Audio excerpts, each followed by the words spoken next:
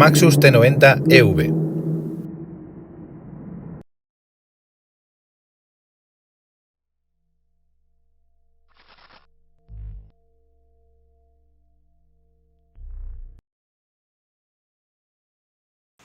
Hola a todos, bienvenidos, esto es Kilómetro 77 y hoy en la Esquiva y Slalom tenemos este coche, el Maxus T90.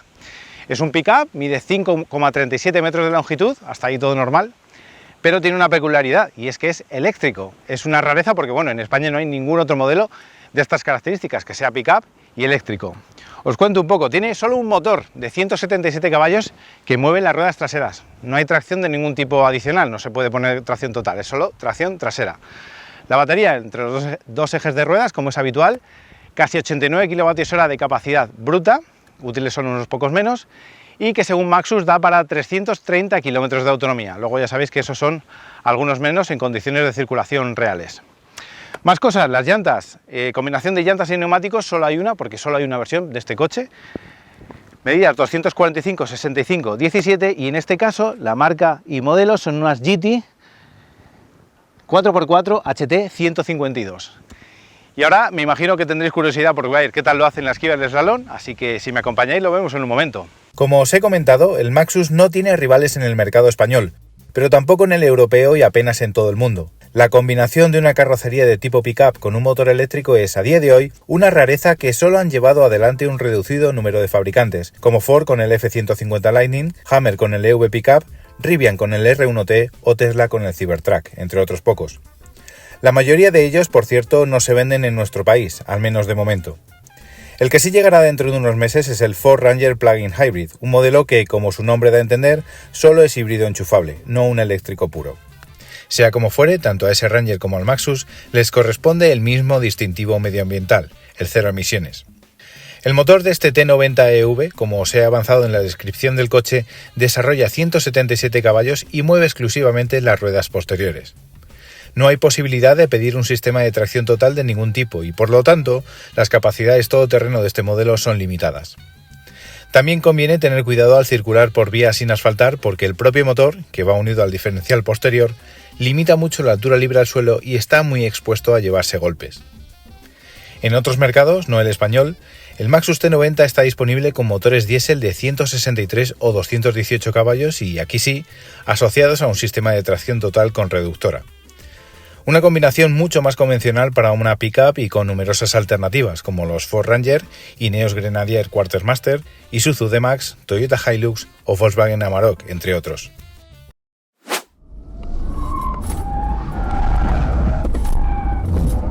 Slalom.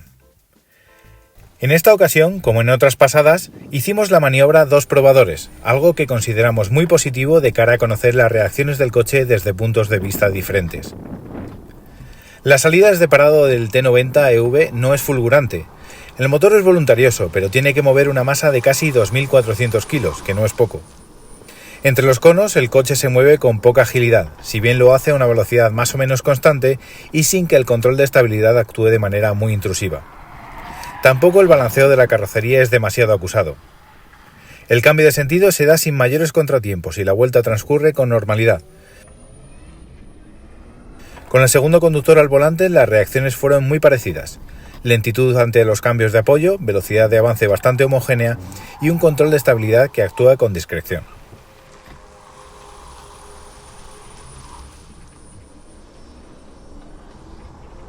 El mejor tiempo de la jornada fue muy discreto, de 27,8 segundos, similar al de modelos tan variopintos como un Dacia Duster de 150 caballos o un Dacia Sprint de 45.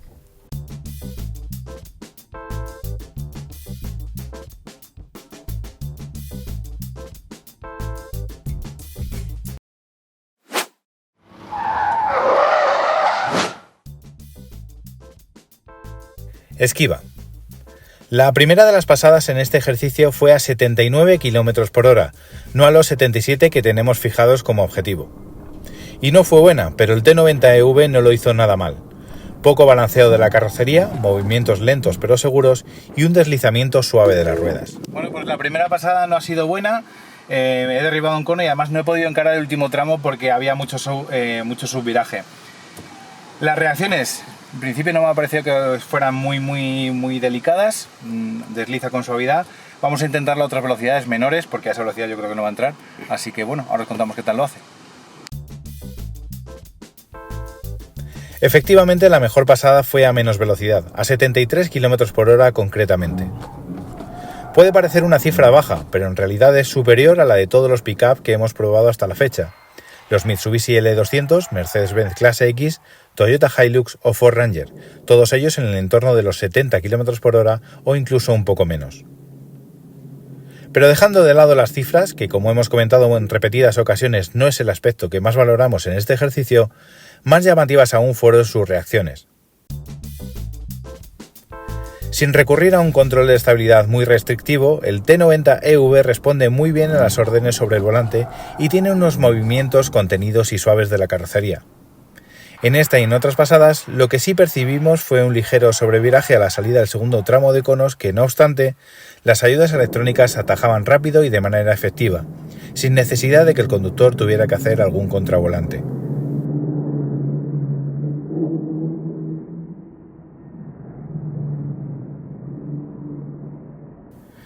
No fuimos capaces de llevar a cabo el ejercicio de manera correcta a más velocidad, pero en todos los intentos la tónica general fue siempre la misma o muy parecida. Movimientos lentos de la carrocería, un deslizamiento de las ruedas muy suave y progresivo y la sensación de estar a los mandos de un coche seguro en este tipo de maniobras. La dirección quizá fue el elemento al que más nos costó acostumbrarnos, por lenta y pesada.